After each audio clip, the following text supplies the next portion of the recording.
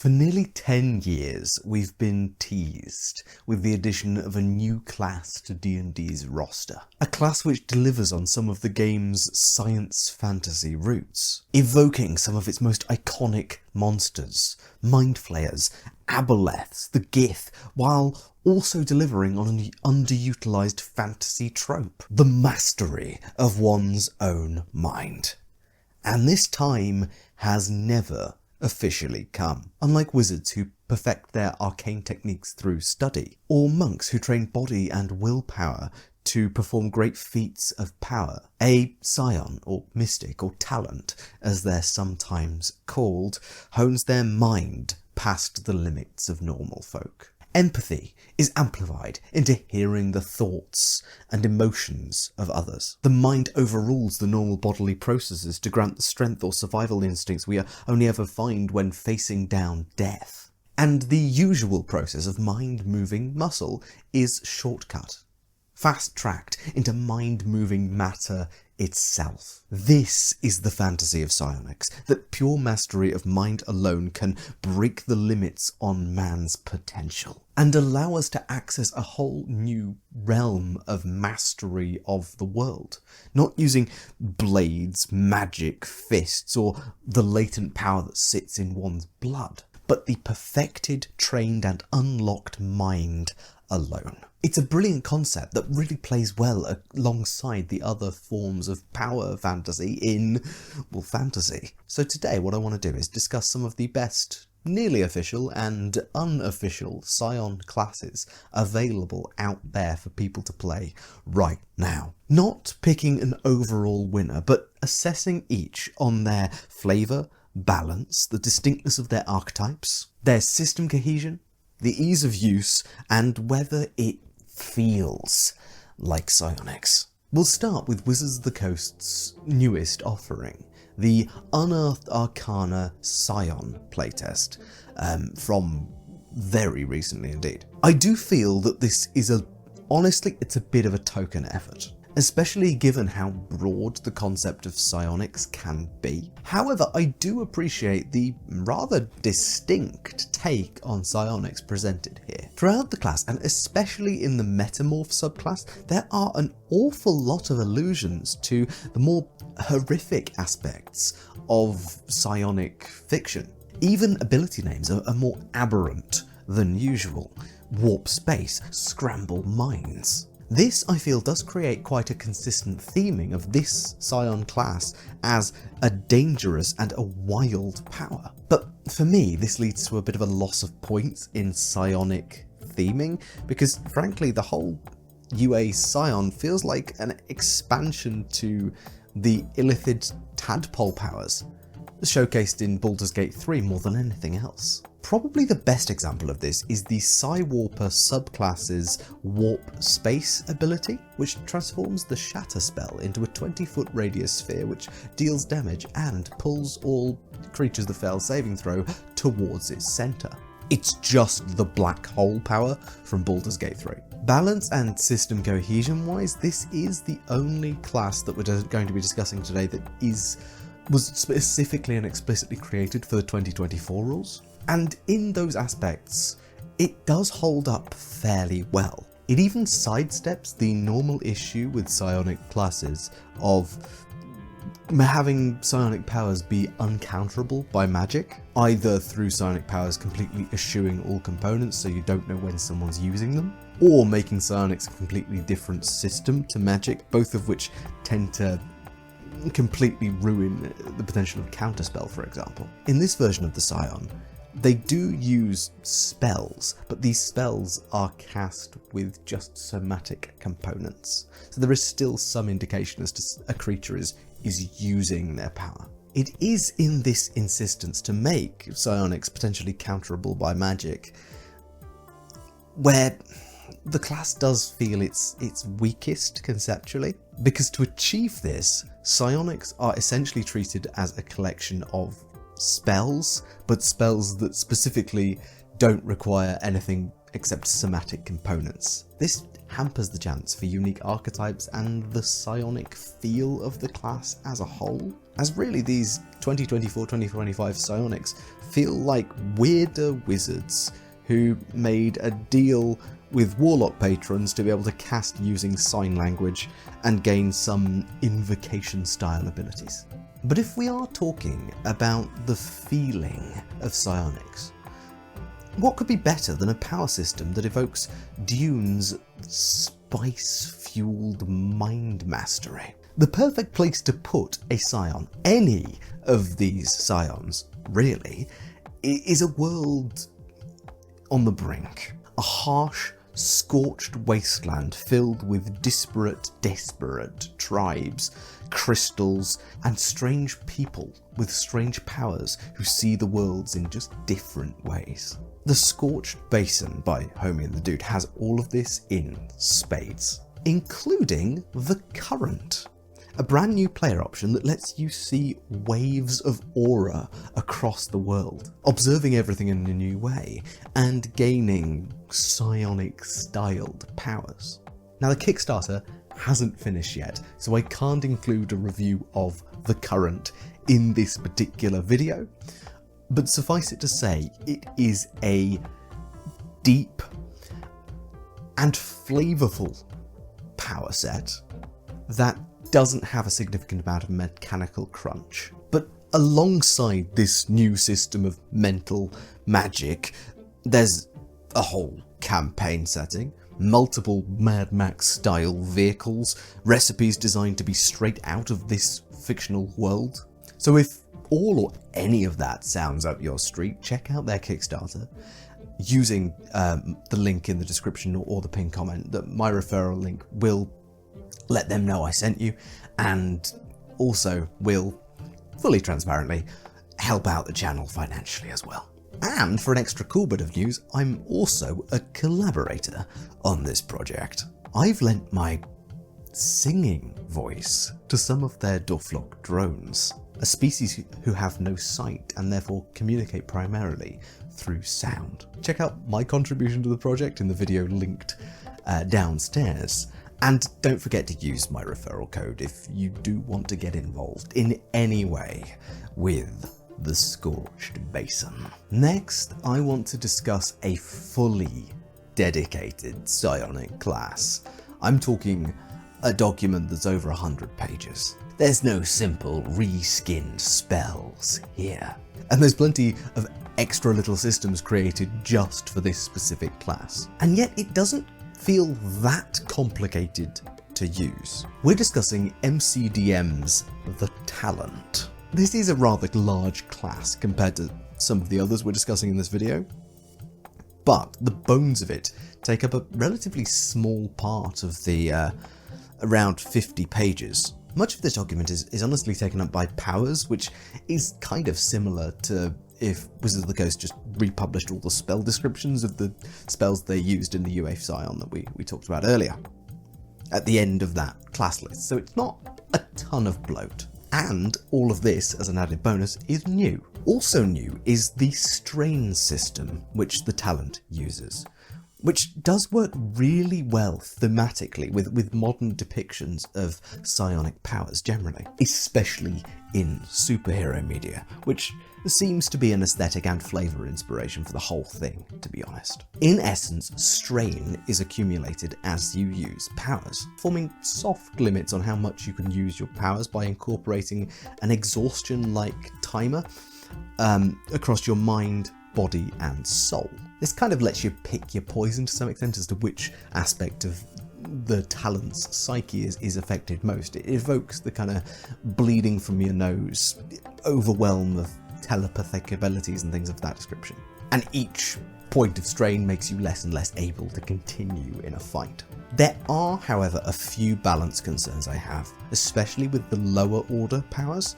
Once we get to 5th or 6th order, which are the highest two, I think most of these balance issues go away and we start to see some of the best creativity in the class. So it's good to see a class that does get good around tier 4. One example of a potential balance issue is the level 6 telepath feature, which states as a blanket that if any enemy fails a saving throw against any of your psionic powers, they cannot attack you until the end of their next turn, unless they're immune to being charmed. My concern here is that there's no counterplay and there's no way around. It's an extra rider that happens on every single power you use. Perhaps if it were like Sanctuary with a successful saving throw required if they intend to make an attack on you, in which case they can be rebuffed if they fail that. But as is, all the party needs to do is buff the telepath's save DC as much as possible.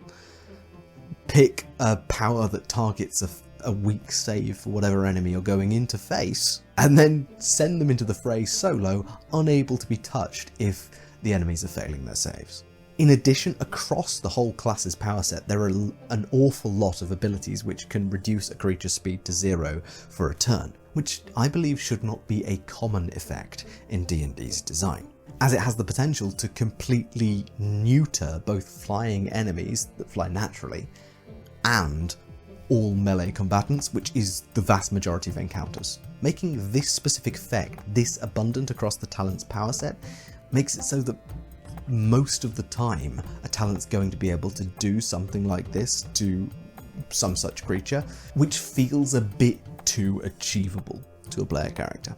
I would also say that the talent generally struggles to sit fully within the expectations of 5th edition's design space. To keep track of your 3 different pools of strain, a separate character sheet is provided, but also highly recommended to be used. And some of the text across the document just refuses to adhere to 5th edition's conventional standards, especially its conventional standard of natural language. The new rules phrase that they've introduced in this document, save ends at end of turn, is explained early on in the document, but it's not exactly an intuitive phrasing of that particular requirement. And genuinely, I spent a good 3-4 minutes trying to figure out what the influence power actually does. If you think I'm being dramatic about that, feel free to pause the video and see for yourself. Try and figure out what this achieves. There's also one other major weakness I think of this class, and it's a weird one. It kind of forces the DM's hand to world build in a certain kind of way. All MCDM talents have a feature which allows them to gain new powers by successfully rolling after seeing another creature use said power. First, this means that if you do end up with a party filled with talents, they're probably going to unlock every single ability in the game pretty fast just from watching each other do things. But it also forces the Game Master's hand, because either you make talents incredibly rare, and therefore psionic powers very rare, and you don't often get to use this except for the one player that's playing a talent, say. Or, if you make talents more common in your world building, you now have to deal with a player that might have access to every ability in the document pretty quickly if you're using them against them. I fear that enforcing psionics as an incredible rarity by mechanical necessity, just because it's really unbalanced to keep giving your players access to all of these new powers all the time by using them against them, is not only counterintuitive, because you want to use the cool new stuff, but it also pigeonholes. I just don't think it's worth giving the talent this admittedly really cool ability to copy powers that they see because of their awakened psionic mind for the sake of balance. I think there are tables out there where this will work a treat, but for a long campaign where you have some sort of theming in your enemies, or you want to give a variety of enemies, I'm not sure this is the way to go. At least for me. Also, just as an afterthought, how is pyrokinesis a psionic archetype particularly? Like so many other classes have fire masters. Plus, in this one, by level 6, all your fire damage can be instead transferred at no cost into psychic damage instead, which is less resisted across the board. So the fire specialist Psion will mostly be dealing psychic damage for the vast majority of their later path through the world. So the theming disappears too. Next, I'd like to tackle Wizards of the Coast's other fateful foray into psionics, the ill-fated Mystic class. I made a retrospective on this playtest class a couple of years ago now, if you want to check that out to get my more in-depth thoughts, but for now, here's what I have to say. More than any other Psion class we're discussing today, these disciplines are incredibly varied and very, very strange. Genuinely, this is some of the most creative design Wizards of the Coast has displayed in its entire 5th edition era, and it is a real shame that the project was abandoned. That being said, this creativity came with a lot of complexity and extra bloat. The psi point system makes sense, but needed a rework to help keeping track of them more feasible, especially with later level abilities, essentially making psi points kind of a split resource group. In addition to this, the complexity of each individual discipline was quite high, but the fact that each discipline centered around a specific sub-flavor of psionic mastery was really cool. A variety of themed powers at various costs so that they grow with you, and a bonus, a small sort of bonus to be gained if you maintained concentration on that specific discipline. It was quite cool and quite thematic as well. It makes for excellent theming and flavour for any kind of Psion you could think of making. Speaking of types of Psion, the UA Mystic subclasses were generally excellently themed and played on that subclass fantasy very well mechanically. Honestly, I feel that the Mystic's disciplines being a bucket of Honestly, I feel like the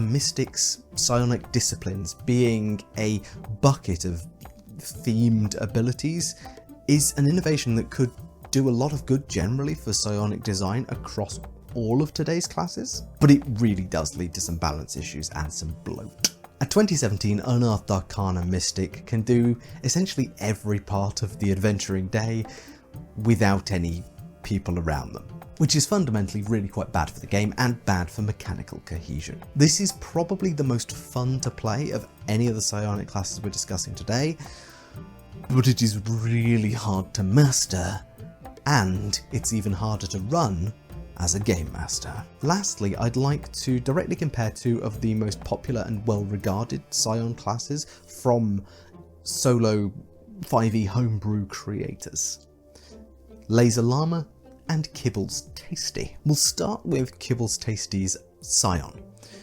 the more involved and complex of the two offerings. Like the Talent and the 2017 UA Mystic, this class relies heavily on a bunch of extra stuff that is included at the end. I mean, these could fairly easily be converted straight across to MCDM's offering as psionic powers, or vice versa if you were interested in mixing and matching. There's a lot of fun design space explored in Kibbles Tasty's Psion, with a lot of subclass options, but a lot of these veer quite closely to already established power fantasies in 5th edition. The Shaper, for instance, seems largely to be a psionic-themed battlesmith/artillerist artificer, and the Elemental Mind seems to heavily evoke subclasses like the Wildfire Druid. I will also say that this document is also a little hard to use. The document is also a little hard to use.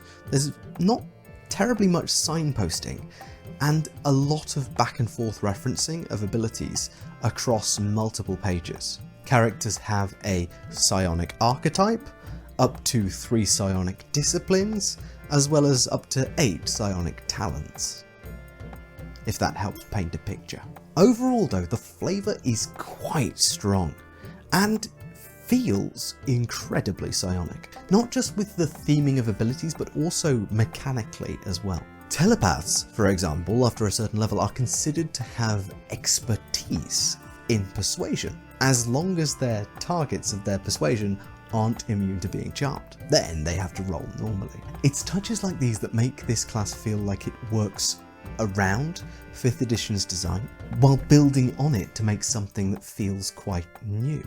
On the other side, there are a few places where this commitment to novelty feels a little burdensome. Psionic nullification generally across fiction is one of my favourite power sets and tropes, and the concept of a spellbreaker or a psionic breaker is very underutilised as a design space in 5th edition. The creator here seems to realise that making an entire part of a power set focused on stopping the use of magic spells and psionic powers means that for a lot of time and a lot of combats, that power set effectively does nothing.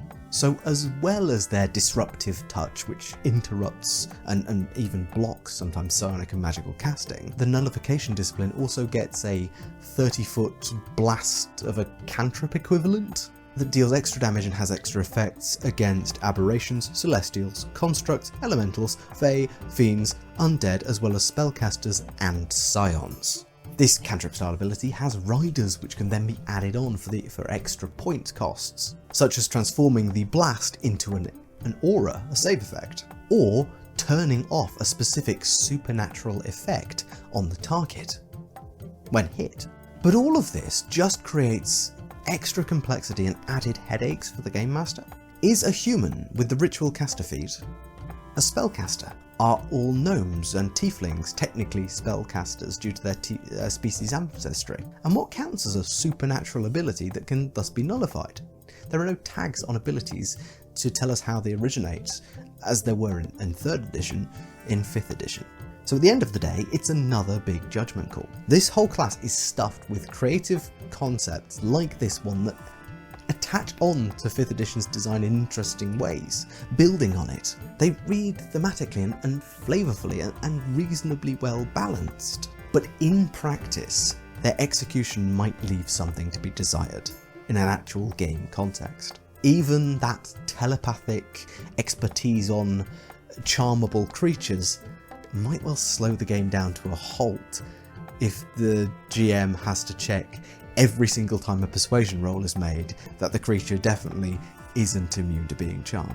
Laser Llama's Scion, by stark contrast, it does avoid the kind of build your own Scion theme that Kibble's Tasty's effort seems to go for. It even streamlines its power system, its extra power system that can be selected later, into skill trees rather than a broader grab bag. You can build through these specific laid out broad psionic skill packages, picking up more potent skills the more you've invested in that specific area of psionics, rather than just picking and mixing from across disciplines. And you start each tier at the base level, which means these powers are slightly more easy to use. The Restoration talent, for example, in its progression, allows for a paladin-style healing pool, then lets you cure minor to moderate conditions, then gives you a Revivify-esque ability, and eventually gets you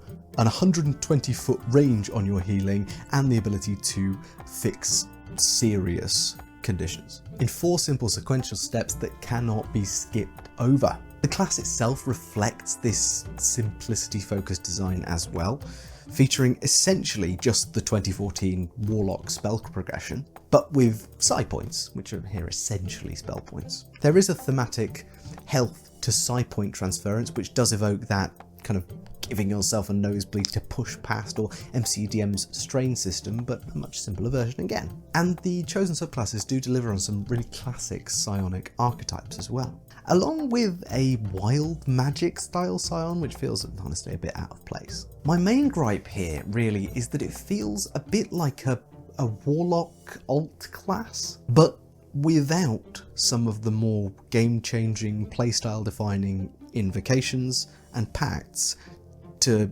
actually create some mechanical separation between the different archetypes. It does sit firmly within 5th edition's design space, and doesn't do anything really wrong, and it is short, sweet, and entirely user-friendly. But it does run into what I feel is a common problem across unofficial D&D homebrew design. When trying to fit within current balance constraints and using other classes and subclasses that have already been designed officially as inspiration and influence, you can end up with a class that struggles for mechanical identity, feels a bit too close to its inspiration, and ends up undershooting the actual power level of 5th edition for fear of being decried as OP. This is especially clear in the Immortal subclass of Laser Llama's Psion, which, if released in the 2014 books, would probably be the weakest martial spellcaster class in the game. In choosing between Kibbles Tasty and Laser Llama though, you can't go too far wrong. The former has a lot of crunch, and if read and understood in its entirety and perhaps reformatted a little for ease of reference, it could be a character creation lover's dream. Whereas Laser Llama's Psion may be the most accessible Psion out of anything we've discussed today, which makes it excellent for a first foray into using this theme as a character. And frankly, where better to make that first foray into the world of psionics than the Scorched Basin, with its Dune-inspired current running through the bodies and minds of wave manipulators who have inhaled active crystal dust. Again, do please check out their Kickstarter using the link on the screen or in the description or in the pinned comment. Wherever it is, follow that link, see for yourself. It is really cool, and I do really enjoy working with Homie and the Dude as well on a personal level, so they're good people. If you can support their stuff and you think it's cool, it is worth it. But with all that said, I've been Tom, otherwise known as the thegrungeonmaster. Thank you so much for watching, and I will see you in the next video.